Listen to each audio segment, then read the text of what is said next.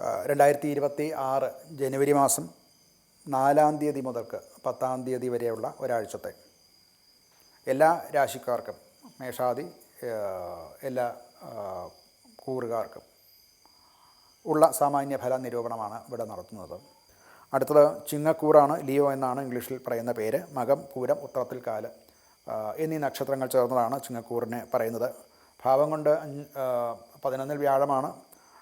5-ാം ഭാവത്തിൽ ധനുവിൽ സൂര്യനും ബുധനും ശുക്രനും ചൊവ്വയും വരുന്ന കാലമാണ്. കേതുവിൻ്റെ ലഗ്നത്തിൽ കേതു ഉണ്ട് എന്നുള്ളതിൻ്റേതായിട്ടുള്ള ചില സമ്മർദ്ദങ്ങളും ഒക്കെ ഇവർ അനുഭവിക്കുന്നുണ്ട്.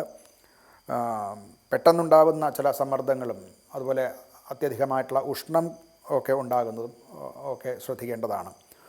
എന്നാൽ അവരവരുടെ പ്രതിഭ തെളിയിക്കാൻ പറ്റുന്ന ഒരു കാലവും കൂടെയാണ്. സർക്കാർ സ്ഥാപനങ്ങളിൽ അഥവാ സർക്കാരിൽ തന്നെ ജോലി ചെയ്യുന്നവർക്ക് അവർക്ക് അനുകൂലമായിട്ടുള്ള ഫലം ഉണ്ടാകും. അഥവാ അങ്ങനെയുള്ള സർക്കാരിൽ നിന്ന് അനുകൂലമായിട്ടുള്ള ഫലം സഹായം കിട്ടേണ്ടവർക്കത് കിട്ടാവുന്നതാണ്. ജോലി സംബന്ധമായിട്ടും ഒക്കെ നോക്കിയാൽ ധനപരമായിട്ട് കുറച്ചൊന്ന് ശ്രദ്ധിക്കേണ്ട കാലമാണ്. അനാവശ്യ ചിലവുകൾ ഇവർക്ക് വന്നു ചേരാവുന്നതാണ്. അങ്ങനെ ഉള്ളത് ശ്രദ്ധിച്ചില്ല എന്നുണ്ടെങ്കിൽ കടം കൂടാൻ സാധ്യതയുണ്ട്.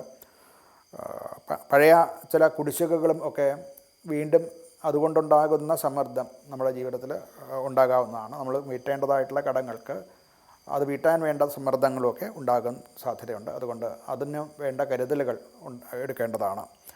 ആരോഗ്യപരമായിട്ട് ചെറിയ അസുഖങ്ങളൊക്കെ, തല സംബന്ധിച്ച രോഗങ്ങൾ, കണ്ണ് സംബന്ധിച്ചതും രക്തസമ്മർദ്ദം കൊണ്ടുണ്ടാകുന്ന രോഗങ്ങളും ഒക്കെ ഇവർക്കുണ്ടാകാൻ സാധ്യതയുണ്ട്. അഥവാ അങ്ങനെയുള്ള രോഗങ്ങളുള്ളവർക്ക് അത് കുറച്ചൊന്ന് കൂടാവുന്നതാണ്.